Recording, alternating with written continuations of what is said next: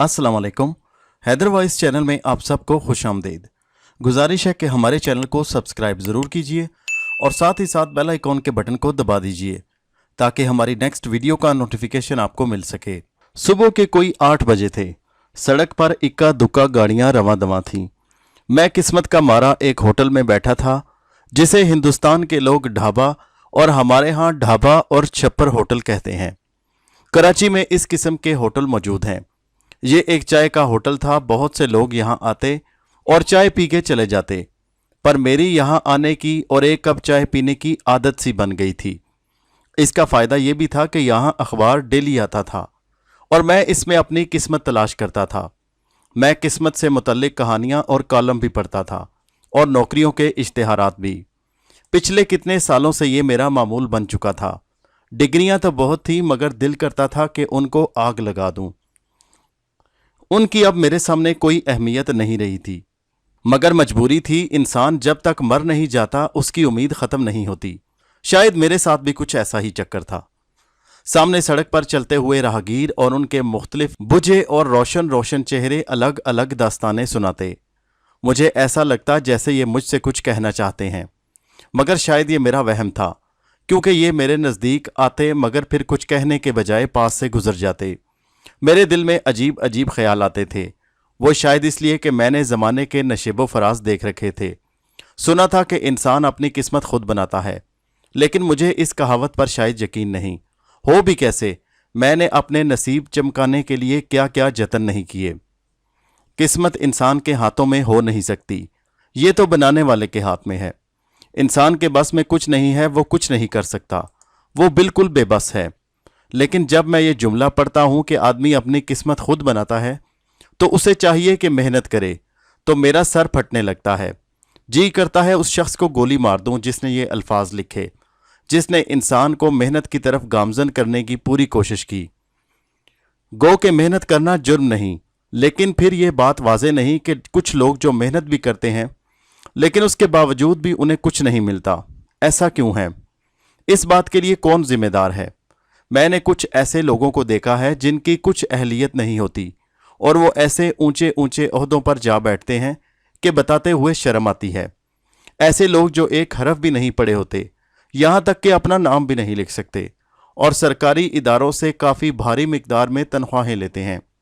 ऐसे लोग भी देखे जो काफ़ी समझदार, अहल और काबिल होते हैं, लेकिन उनके मुकद्दर शायद उनके इस बात के ज़िम्मेदार हैं कि वो दर दर की खाक छानते फिरें।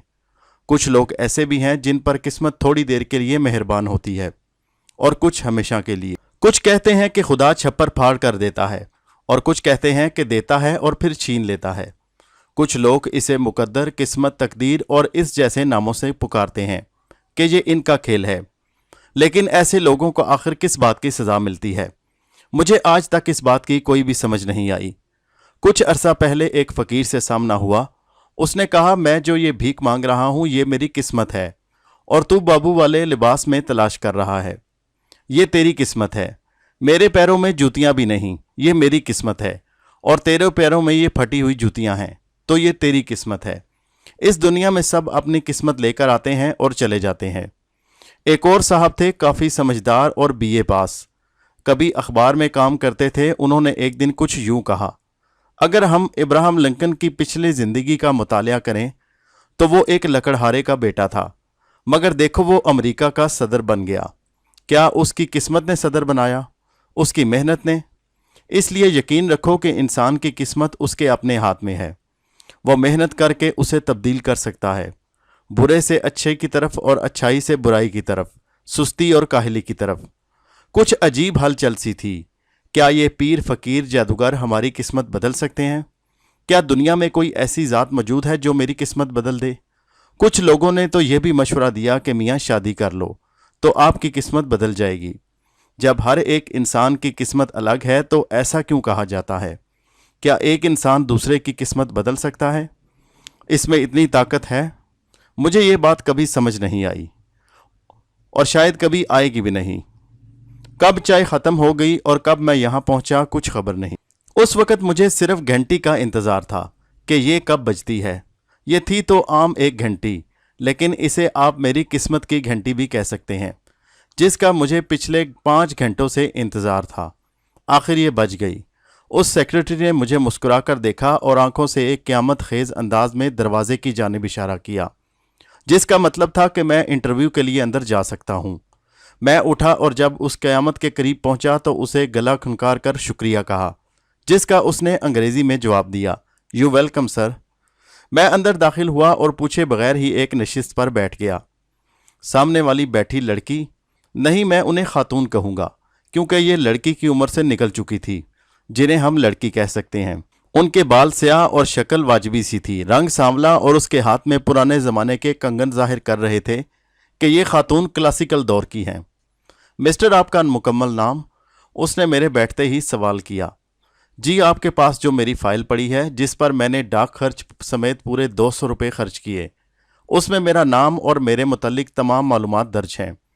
इसको पढ़ लेने से आपका और मेरा हम दोनों का टाइम बच जाएगा।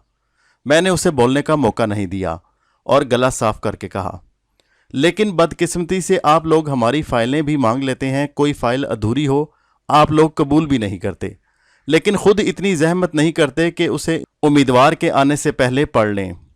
उसने अजीब सी नज़रों से मुझे देखा। मुझे उम्मीद थी कि वो अगले लम्हे के लिए मुझे दफ़ा होने के लिए कहेगी, इसलिए मैं पहले ही अपनी सीट से उठ गया। लेकिन उसने अगले ही लम्हे रिवॉल्विंग चेयर को घुमाया और मुस्कुरा कर कहा, आप उठ क्यों गए? इसलिए कि मुझे अब कोई उम्मीद नहीं कि यहाँ मेरी दाल गलेगी। अगर दाल गल जाए तो?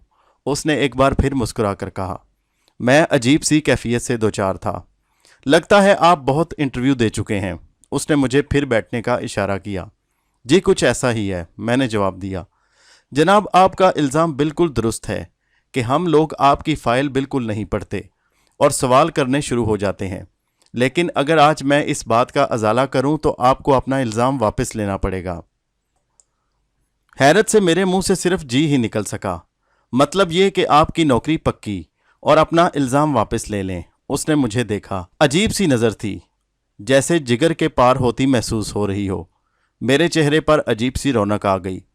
उसने एक बार फिर मुझ पर नज़र डाली और अपना ब्लैक चश्मा उतारते हुए कहा, लेकिन आपको मैंने वो अपॉइंटमेंट नहीं दी जिसके लिए आप यहाँ आए थे। तो मेरे मुंह से बमुश्किल निकला, हो सकता है मैं आपको अपनी कंपनी का चौकीदार रखूं। यह भी हो सकता है कि एक क्लर्क या हेड क्लर्क, मगर यह भी हो सकता है कि आपको मालिक बना दूं। बहरहाल ज़्यादा सोचिए मत। आप कल आ जाइए, आपको मिस्टर हमदानी काम समझा देंगे और परेशान ना हो, आपकी तनख्वाह भी आपकी तवक्कुआत से ज़्यादा होगी। उसके साथ ही उसने कहा, मिस्टर अब तो अपना नाम खुद बता दें। जी मुझे रहमान अली कहते हैं। ओके रहमान साहब, आप जाइए, आप कल आइएगा, उसने कहा और मैं वहाँ से चलता बना। उस दिन मैंने अपना बाकी का वक़्त साहिल समुंदर पर गुजारा और उस हवा को ढूंढने की कोशिश की जो मेरा भी नसीब बदल दे, जो मेरे सितारों को गर्दिश से निकाल दे। कुछ होश आया तो अपनी बहन फातिमा का ख्याल आया।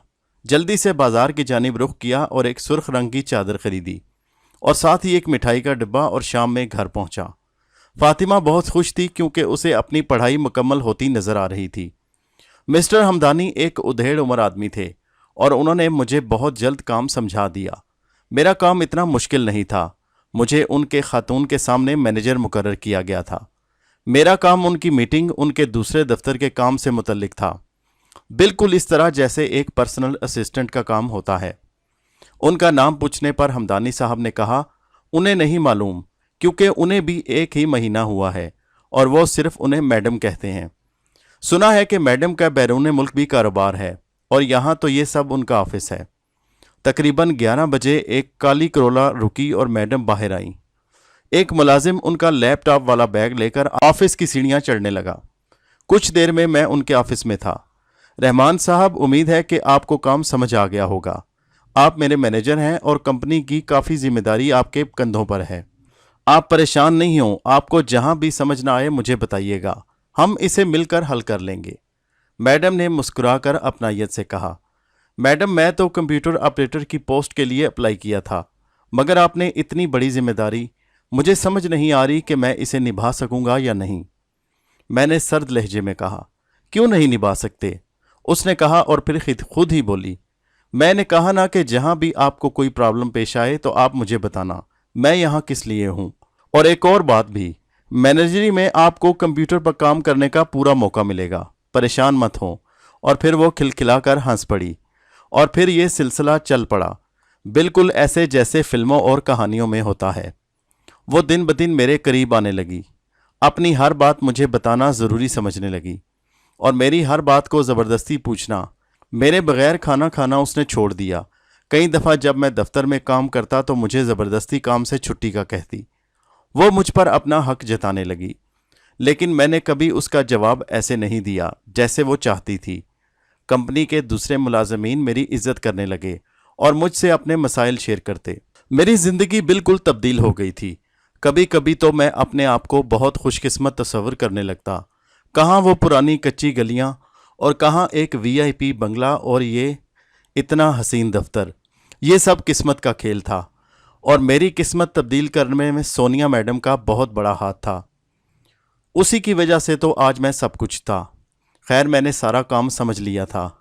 मेरा काम एक तरह से मैडम सोनिया को असिस्ट करना था। एक दिन सोनिया अपने शीशे के दफ्तर में खड़ी नीचे सड़क की तरफ देख रही थी कि मेरे पीछे आने पर मुड़ी और कहा, रहमान एक बात कहूँ? जी बोलिए, मैंने कहा। तुम्हें मेरे साथ शिकागो जाना होगा, कल शाम की फ़्लाइट है। जी, मैंने बामुश्किल कहा। हाँ, बहुत इमरजेंसी मीटिंग है, अगर हम नहीं गए तो कंपनी का करोड़ों का नुकसान हो जाएगा, क्योंकि मुखालिफ कंपनी को ये टेंडर मिल सकता है और मुझे हर हाल में ये टेंडर हासिल करना है। मैडम वो तो ठीक है, पर मेरी एक बहन है, वो घर में अकेली है। मेरा तो और कोई काबिल भरोसा भी नहीं है जिसको उसके पास छोड़ जाऊं। इस तरह मेरी बहन की बात छिड़ गई तो उसकी तालीम का तज़किरा भी सामने आया और तय ये पाया कि उसे शहर की यूनिवर्सिटी में भेज दिया जाएगा और तमाम खर्च मैडम सोनिया बर्दाश्त करेंगी। अब तो मेरा जाना ज़रूरी हो गया और इनकार की कोई गुंजाइश नहीं थी। शाम में मैंने फातिमा को सब समझाया। वो यूनिवर्सिटी का सुनकर बहुत खुश हुई और रजामंद हो गई। ये टाइम मुझे याद आएगा, शायद मैं जो कभी जहाज़ को नीचे से उड़ता हुआ बचपन में देखता था, आज मैडम सोनिया की वजह से उसी में सवार था। हमने एक 5 स्टार होटल में क़याम किया और सुबह मीटिंग अटेंड की जो एक और होटल में थी। उस शाम को सोनिया बहुत खुश थी क्योंकि उसे टेंडर मिल चुका था। उसने मुझे कहा, रहमान साहब आज मैं बहुत खुश हूँ। जी मैडम, मैंने कहा तो वो मुस्कुराई और कहा, अगर आइंदा तुमने मुझे मैडम कहा तो अच्छा नहीं होगा। मेरे ख्याल में अब हमारे बीच इतनी कुर्बत आ चुकी है कि तुम मुझे सोनिया और मैं तुम्हें रहमान कह सकूं। इससे पहले भी उसने ऐसा कई बार कहा था, लेकिन मैंने कभी तवज्जो नहीं दी और आज तो उसने हद ही कर दी। क्या तुम मुझसे शादी करोगे? उसने पूछा। उसके स्याह घने बाल साहिल समुंदर की हवा से लहरा रहे थे और ब्लैक चश्मा पहने वो क़यामत लग रही थी। जी, मैंने हैरान होकर उसे देखा। मैं समझा नहीं। यार, समझने की इसमें क्या बात है? मैंने कोई अलजबरा की ज़ुबान तो नहीं इस्तेमाल की, सीधा सीधा तो कहा है कि क्या तुम मुझसे शादी करोगे? आप मजाक कर रही हैं। वो मुस्कुराई। यार, पहले कभी ऐसा मजाक किया है? मेरी खामोशी पर उसने खुद ही कहा, मैं तुम्हें 3 दिन का वक्त देती हूँ। अगर तुम्हारा जवाब हाँ में हुआ तो हम शादी कर लेंगे और अगर ना हुआ तो मैं यकीन करो हमारे ताल्लुकात इसी तरह रहेंगे, बल्कि इससे भी अच्छे होंगे। तुम किसी भी प्रेशर में रहकर फैसला ना करना, ये हमारी ज़िंदगी का मसला है। 3 दिन गुजर गए और कब हमारी शादी हो गई पता ही नहीं चला। मैं बहुत खुश था। मेरी बहन की तालीम भी शुरू हो चुकी थी और मुझे एक खूबसूरत और मालदार बीवी भी मिल गई। सोनिया वाकई बहुत अच्छी बीवी साबित हुई। दफ्तर की तमाम जिम्मेदारियां मुझे सौंप दी गईं और हर काम मेरे सुपुर्द कर दिया गया। खुद घर संभाल लिया। कभी कभी दफ्तर आती। मैं अपने आप को दुनिया का खुशकिस्मत इंसान समझने लगा। मेरे तमाम दोस्त मुझ पर फख्र करने लगे। ये एक सुहानी शाम थी जब मैं घर से नौकरानी का फ़ोन आया और कहा कि जल्दी पहुंचे, सोनिया मैडम गिरकर बेहोश हो गई हैं। कुछ ही लम्हों में हम शहर के महंगे अस्पताल में थे। जब डॉक्टर आईसीयू से बाहर निकला, उसका मुंह लटका हुआ था। मिस्टर रहमान आप हैं? उसने कहा। तो मैंने कहा, जी। आपकी बीवी को कैंसर है, वो भी आखिरी स्टेज पर। आप हौसला रखें, ये चंद दिन की मेहमान हैं। इनके इलाज के लिए आप बेशक इन्हें बैरून मुल्क ले जाएं, वहां से भी यही जवाब मिलेगा। मेरे सर पर जैसे क़यामत टूट पड़ी। मैं वहीं सर पकड़े बैठ गया, बल्कि मुझे कुछ अंदाज़ा नहीं था कि डॉक्टर क्या कह रहा है। उस रात सोनिया और मैं एक दूसरे के गले लगकर बहुत रोए। उसे शायद डॉक्टर या किसी और की ज़बानी मालूम हो चुका था और उसने एक और इंकशाफ किया जो मुझे अजीब लगा। उसने कहा, मुझे पहले से इल्म था कि ये मर्ज़ मुझ में है, मगर काफ़ी हद तक इलाज ने इसे खामोश कर दिया था। और असल बात यह थी कि उसने मुझसे ये बात छुपाई क्यों। उसने यूं जवाब दिया कि वो ज़िंदगी को कुछ पल मेरे साथ गुजारना चाहती थी, इसलिए उसने मुझे हकीकत नहीं बताई। उसके मुताबिक मैं पहली मुलाकात में ही उसके दिल में उतर गया था, और अगर वो मुझे बताती तो शायद मैं नौकरी छोड़कर चला जाता और उसे कबूल न करता। मुझे कुछ समझ नहीं आ रहा था। फिर उसने एक और बात बताई जिसे सुनकर मुझे झटके लगे। उसने कहा, रहमान मेरी एक पागल बहन भी है जो कि शिकागो के एक महंगे तरीन हस्पताल में ज़ेरे इलाज है। मैंने यह हकीकत तुमसे तो छुपा ली और फिर सोचा कि मौका मिलते ही बता दूंगी, और आज ज़िंदगी ने मौका दिया। मैंने तमाम जायदाद तुम्हारे नाम कर दी है। मेरी बहन बिल्कुल पागल है, वो जायदाद संभालने की पोजीशन में नहीं, और ना ही शायद कभी उसके लिए तुम बेगम रहो।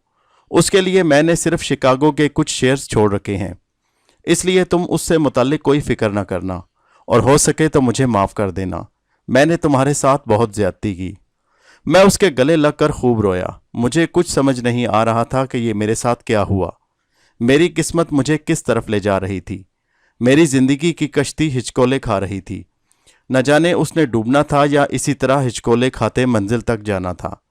वो शायद सोनिया का कोई या उसके जानने वाले का कोई मेहमान था जो मेरे साथ हमदर्दी जताने आ गया। इतने में एक काला कोट पहने आदमी अंदर आया जो शक्ल से वकील लगता था। उसने कहा, मुझे एडवोकेट शेरवानी कहते हैं। मैं मिस्टर आफरीदी का वकील हूँ। मैंने कुछ बात करनी है आपसे मैडम सोनिया की बहन किरण के बारे में। उनके शौहर मिस्टर आफरीदी ने आपके खिलाफ केस किया है कि आपने मैडम सोनिया की बीमारी का फ़ायदा उठाया, किरण से तमाम जायदाद हथिया ली, और कानूनी तौर पर तमाम जायदाद पर हक मिसिज आफरीदी यानी किरण का है। मुझे तो जैसे 220 वोल्ट का करंट लग गया। ये मेरे साथ क्या हो रहा था? जहां तक मुझे याद है किरण तो पागल है, और कानूनी तौर पर एक पागल कैसे जायदाद संभाल सकती है? मैंने बमुश्किल कहा। मैडम मुकम्मल तौर पर सेहतयाब हैं, और सेहतयाब होते ही उन्होंने पहला काम ये किया है, वकील ने मुझे बताया। मैं सर पकड़कर बैठ गया। मेरी कुछ समझ में नहीं आ रहा था कि ये क्या हो रहा है। उस रात मुझे ज़रा बराबर भी नींद नहीं आई। मैं मुसलसल उस दौलत के बारे में सोच रहा था जो सोनिया मेरे लिए छोड़ गई थी, और अब इस दुनिया के लोग मुझसे छीनने के लिए आ गए। मुझे पता था कि ये मुझसे छीन लेंगे, क्योंकि मैं उन लोगों की तरह खिलाड़ी नहीं था, और ये सब खिलाड़ी थे। मैं तो आज तक अदालत के सामने से भी नहीं गुजरा था, और ये लोग मुझे अदालत में घसीट रहे थे। आखिरकार वही हुआ जिसका मुझे डर था। किरण के फ्रॉड शोहर ने यह साबित करवा ही दिया कि मैंने सोनिया की बीमारी का नाजायज़ फ़ायदा उठाकर उससे तमाम जायदाद अपने नाम करवा ली, जबकि हकीकत ये थी कि किरण के शौहर की खुद उसकी जायदाद पर नज़र थी, और मुझे जहां तक अंदाज़ा था वो जायदाद हासिल करने के बाद उसे छोड़ देता। मेरे पास कोई गवाह नहीं था, और जो थोड़े बहुत थे हमदानी समेत थे, उन्हें मिस्टर आफरीदी ने ख़रीद लिया। तमाम गवाह और सबूत मिस्टर आफरीदी के हक में थे, और आखिरकार अदालत ने तमाम जायदाद किरण के नाम कर दी। ठीक 2 हफ्ते के बाद दिन काफ़ी खुश्क था। इतनी गर्मी नहीं थी मगर पसीना आ रहा था। मैं उसी होटल में बैठा एक बार फिर चाय पी रहा था, और आज का नया अखबार भी मेरे हाथ में था। एक हाथ में चाय और दूसरे से अखबार को उलट पलट करता हुआ मैं फिर से अपनी किस्मत खोज रहा था। किसी ने क्या खूब कहा है, किस्मत ले आई हमें कहाँ पे, ये तो वही जगह है निकले थे हम जहाँ से। हमारे चैनल हैदर वॉइस को सब्सक्राइब कीजिए। शुक्रिया।